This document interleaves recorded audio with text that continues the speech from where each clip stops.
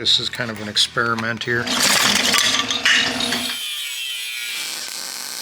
Yeah, get the jack back under here, kiddo.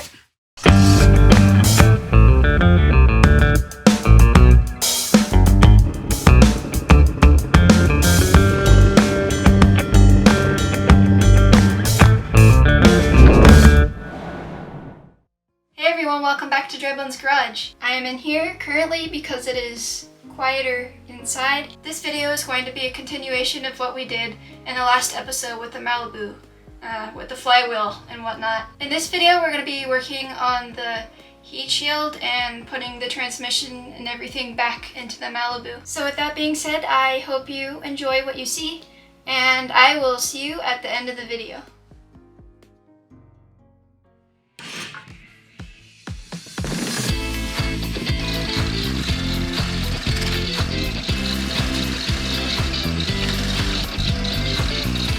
I don't know that this is going to work. This is kind of an experiment here. I figure if we can kind of fold this into place and draw it down, we can kind of follow with maybe an awl or something nice and sharp and kind of follow the shape of the bell housing. And then we'll just take a piece of angle iron or maybe some 14 gauge and bend it. You know what I'm saying?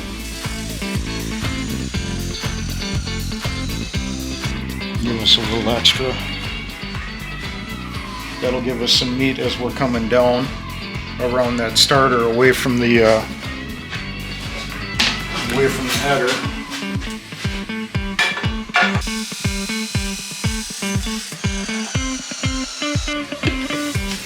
How on earth are you winding these things?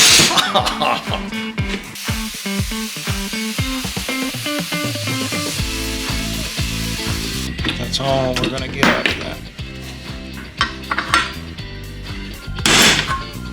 Okay, just to make sure we're doing this right, I'm going to punch that, then we'll come in and we'll bolt that down, and then we'll get our other center. Now this stuff is really soft, so I don't think we're necessarily going to need to run a pilot hole, but if it starts looking like this thing's struggling, we'll change this up.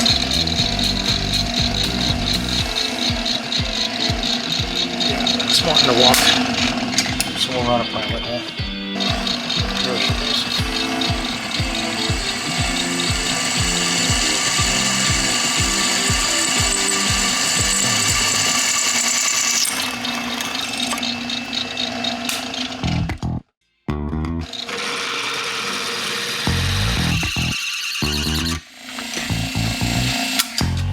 Didn't see that coming.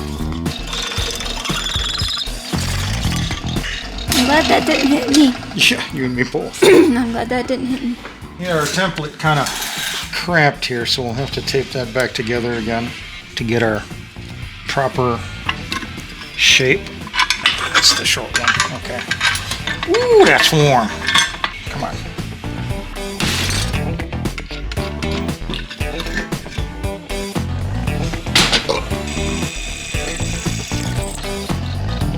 Now this is still only a half-baked idea, so this might be a total fail.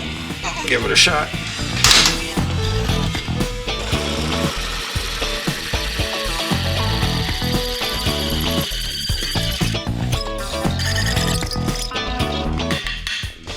We're not square. We must have been coming around that. Granted, that's actually going to work in our favor, but that's not what I wanted. That's what I get for rushing.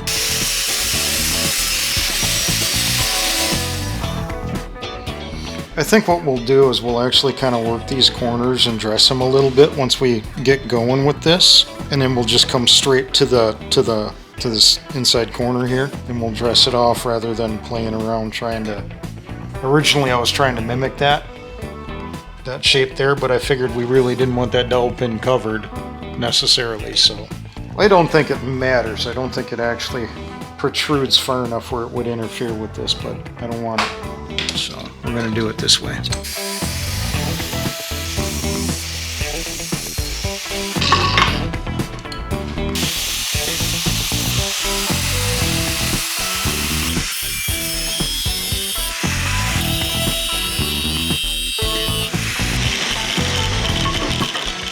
Though really this thing only has one task, and that's hold the wiring harness away from the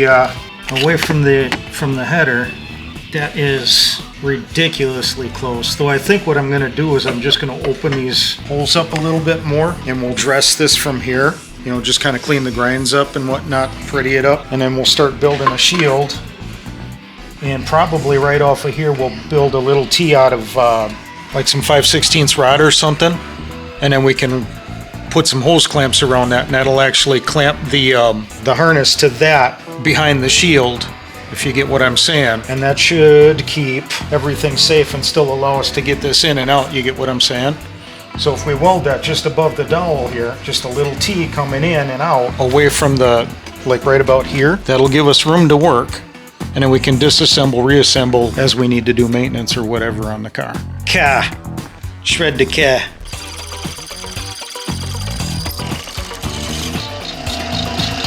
That should give us just enough wiggle room to make it easy to install. I'm still not in love with the way that one fits in there. Maybe what we'll do is we'll just take a little bit more off of this outer radius here. It seems like this right here is kind of pushing against the bell housing a bit. Try and drive that off center. And that should put us in pretty good shape.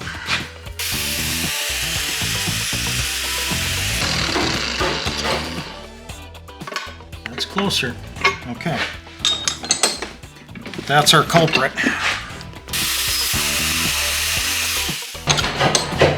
Okay, I kind of like that. If you look in there, she's fitting pretty nice in that little recess. And everything else is lining up, and the holes are just a tick bigger than the bell housing. So those should replace washers. All right, that'll put us in good shape.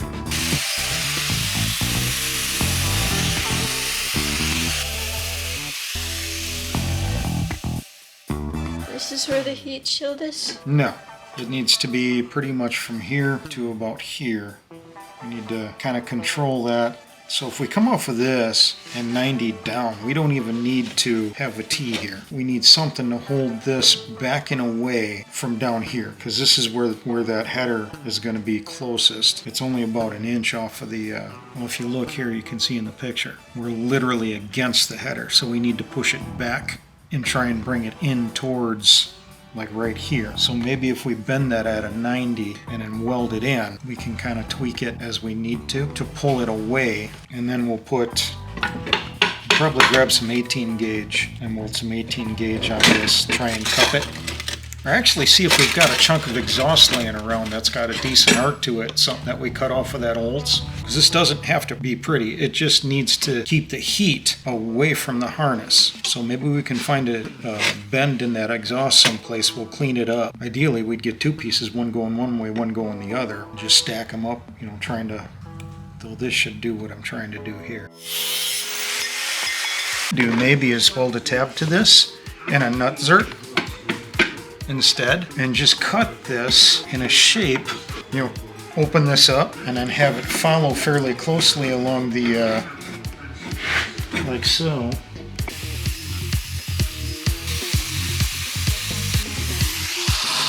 Yeah, this stuff actually cleans up better than I expected it would. It does look really pretty. Hey, with that rust cutter, I think we're going to be absolutely okay with this.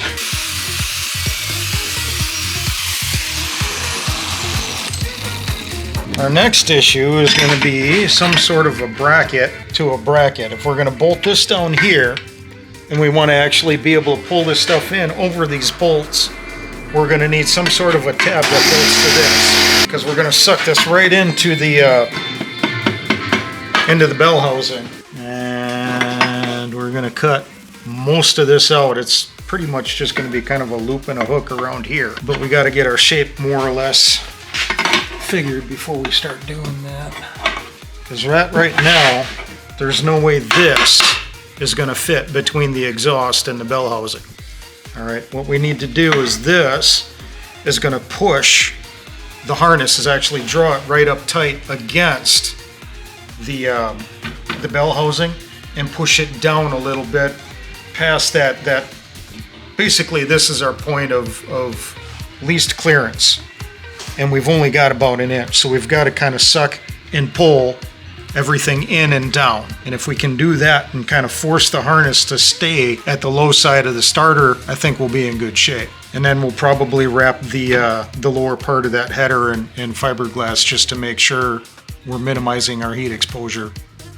I think is what we'll do. I wish we had some other options, but that harness just isn't that big.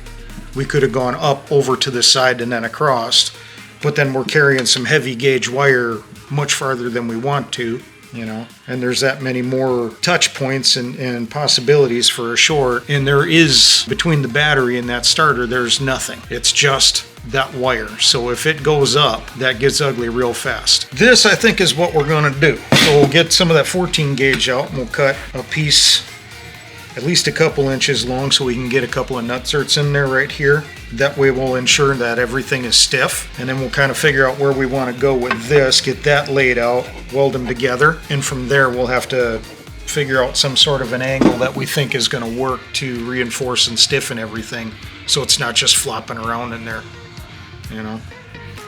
If we're going something like this, so that needs to come out. Got to figure out what we have to cut off of this. Probably start something like that, and then if we cut this out of here, that'll give us a better picture of what we have for clearance. Let's put it that way. We're just kind of boogering this together and trying to figure it out, so this is not the plan, this is the guess. Here we started to realize the potential of a whole new approach.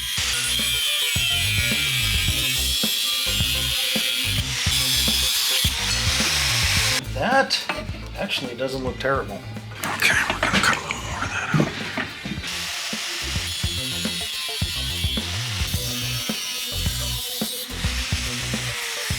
out. I'm kind of liking this, though we've got to suck it in a lot tighter than we've got it just yet. This is starting to kind of look like something.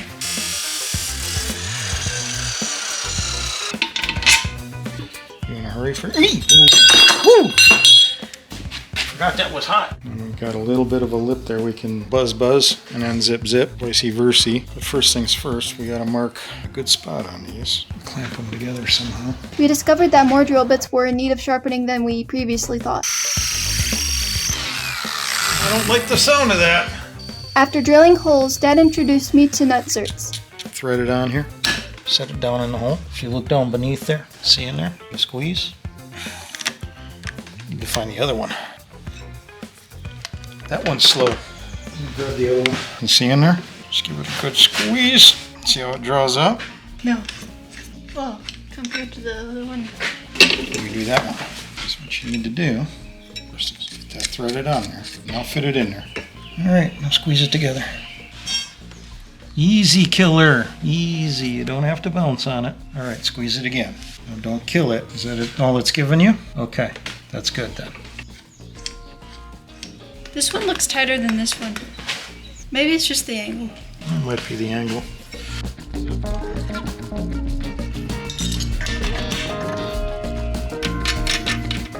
So most of this we're going to cut off. I think that's kind of what we want to do right there.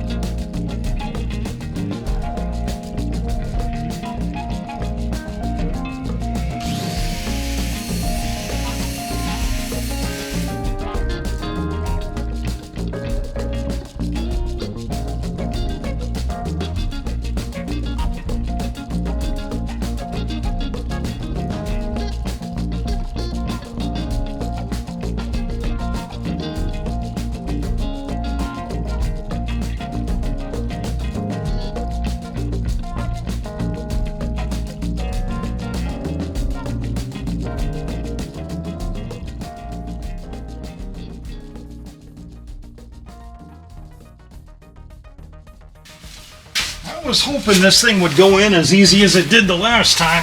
Obviously, that isn't going to be the case. Backing right out of that thing. Why? What's the problem? It looks about like it should. Yeah, I'm not Tony Angelo. Was that one episode where you lifted that transmission? Yeah, where you just evoed the trans into blasphemy? That boy's got some guns. Now that looks to me like it should be really close to lined up. Yeah. Get the jack back under here, kiddo. Ooh. Or is that it? Did that just go? I think it went. All right. We're right on top of it.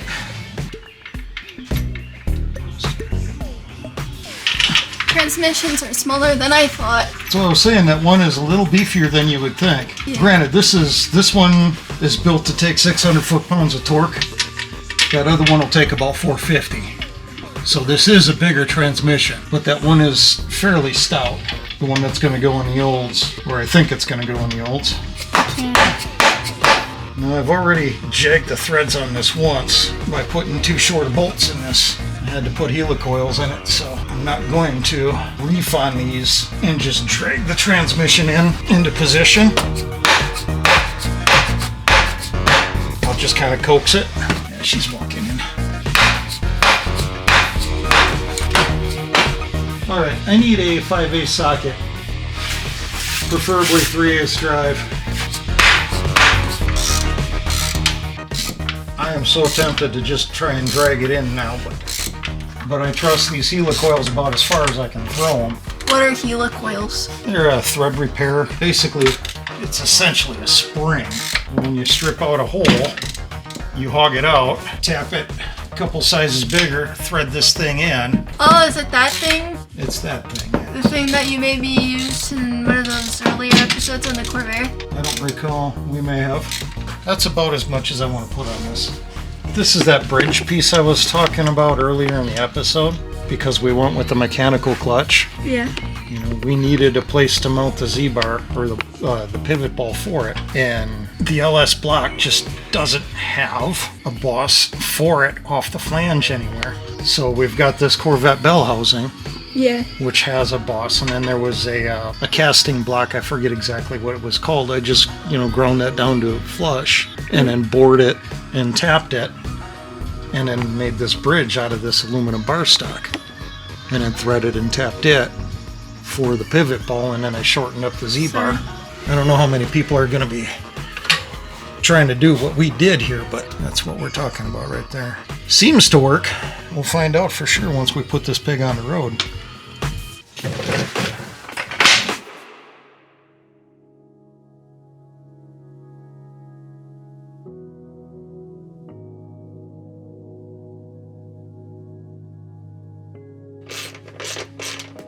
Is that a drive shaft? Yep.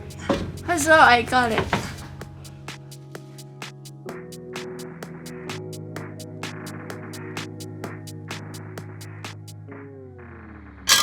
This thing is the Achilles heel of the car. You start romping on it, getting rough if something's gonna break.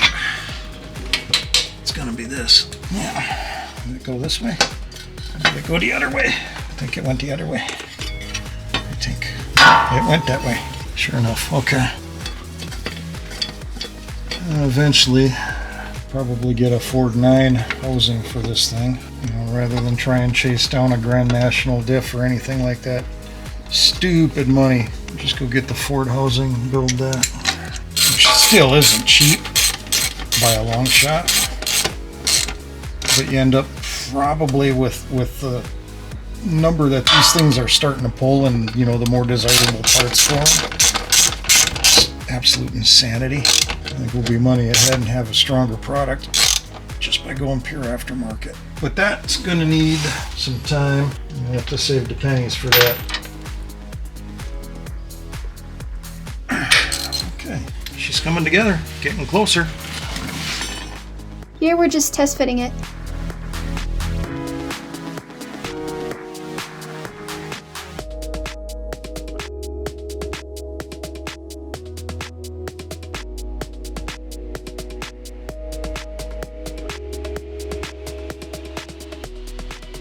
So this is the bridge that I was talking about.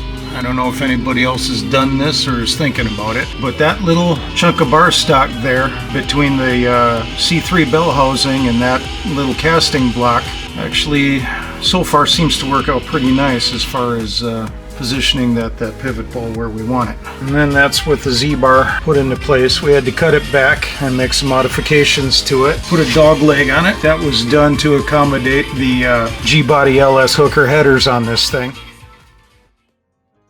So that's about it. I hope you enjoyed this episode. Later on we found out that the heat shield was successful, but we had to extend the harness a little bit to reach the studs on the starter. He expects it to be running in the next few weeks or so. But with that being said, I hope you enjoyed the video. You probably wouldn't be here for this long if you didn't, so a like would be very much appreciated. And other than that, I hope you have a beautiful day and a wonderful weekend. Bye!